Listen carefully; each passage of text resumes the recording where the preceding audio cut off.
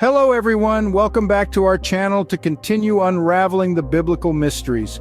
We're thrilled to have you here with us, whether you have seen our first video or have just stumbled upon us today. If this is indeed your inaugural visit, we would like to gently remind you not to neglect pressing the subscribe button. Doing so ensures that you become an integral part of our community and you help to grow this project. Additionally, activating the notification bell is a smart move too. This way you won't miss even a single one of the exciting, thought-provoking videos we frequently upload. Our content is tailored to keep you engrossed and enlightened. As part of today's enlightening session, we'll delve into an intriguing aspect of the Bible, a notable detail that might just revolutionize your understanding of Jesus' resurrection. Imagine this. It's early Sunday morning. The first light of dawn is yet to break. The air is crisp and quiet. The world is still slumbering, wrapped in a blanket of peace. Mary Magdalene, a woman of staunch faith, steps lightly on the dew-kissed grass, her face etched with anticipation and trepidation. She finds herself drawn to a particular tomb, an ordinary sight transformed by extraordinary circumstances. She halts abruptly as her eyes fall on the stone that usually seals the tomb, now found rolled away from the entrance. A jolt of shock courses through her. She quickly turns, her heart pounding, and rushes to find Simon Peter and another disciple. Her words tumble out in a rush, her breath hitched, stating the unimaginable. Jesus' body is missing from the tomb. The news sends a ripple of astonishment among the disciples. Without wasting any moment, Peter and the other disciple hasten to the scene. As they approach the tomb, their eyes catch a sight that sends chills down their spines.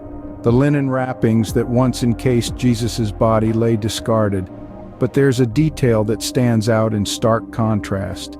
The cloth that had been placed over his face wasn't tossed aside like the linen wrappings. It was neatly folded, respectful and purposeful, set to the side. They exchange a glance, their minds spinning with questions and theories. What could this mean?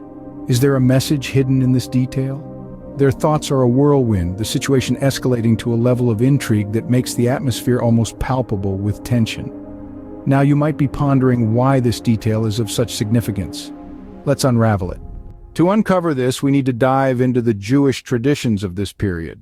Our journey takes us back in time to an era steeped in meaningful customs and rituals, each one filled with profound symbolism and deeply rooted significance. It was a time when faith and tradition were the guiding lights of day-to-day life, influencing not only the choices and beliefs of individuals but also shaping their identities.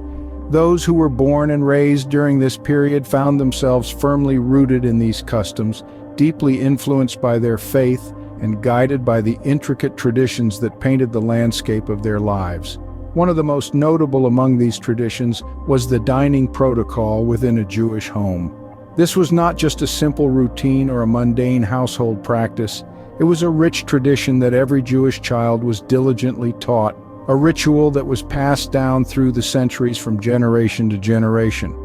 This age-old practice was steeped in symbolism and a deep sense of reverence, featuring three primary elements: a master, a servant, and a dining table. The master was typically an individual of high social standing, a person held in high esteem within the community, often due to his wisdom, wealth, or stature. On the other hand, the servant could be a member of the family or a person appointed specifically for this role, responsible for ensuring the smooth execution of the meal. The dining table in this context was not just a mere surface for placing food. It represented a sacred space that was more than the sum of its parts. Each item on the table, from the cutlery to the tablecloth, held a symbolic significance that was deeply ingrained in the culture. In our quest to understand this further, we turn to the scriptures, seeking insight from the sacred texts. Here in John 20:1-7, we encounter a vibrant array of characters, each with their unique traits and qualities. We meet Mary Magdalene, a woman known for her deep faith and unwavering devotion, who visits Jesus' tomb early in the morning. We also encounter Simon Peter and another disciple, the one Jesus loved, who exhibit a mix of urgency, fear, and curiosity as they rush to the tomb following Mary's report. Just like the carefully arranged linen strips in Jesus' tomb, every dish, every piece of cutlery, and every glass of wine was meticulously placed on the dining table, a testament to precision and attention to detail. The tablecloth was always impeccably straightened, the candles were suitably lit, and the ambiance was deliberately designed to provide the master with the utmost comfort. The servant, after setting up everything, would unfailingly recede into the background, his watchful eyes always alert and ready to attend to the master's needs. However, how would the servant know when the master had finished his meal? The answer lies in an ordinary yet significant item, a piece of cloth. Upon finishing his meal, the master would clean his fingers, pat his mouth clean, and wipe his beard with the cloth. Then he would scrunch it and casually throw it onto the table. This act served as a signal to the attentive servant that the master had finished. However, if the master folded the cloth neatly and placed it next to his plate, it communicated an entirely different message. The neatly folded cloth was more than just a piece of linen. It was a promise, a solemn proclamation. This is similar to the cloth in the tomb, which was not simply a piece of linen, but a symbol of Jesus' resurrection. It sends a powerful message: I'm not done, I will return. Now let's delve deeper into the significance of this message within the biblical passage, John 21:7. The folded cloth in the tomb, akin to the one in the dining tradition, signaled that Jesus was not finished.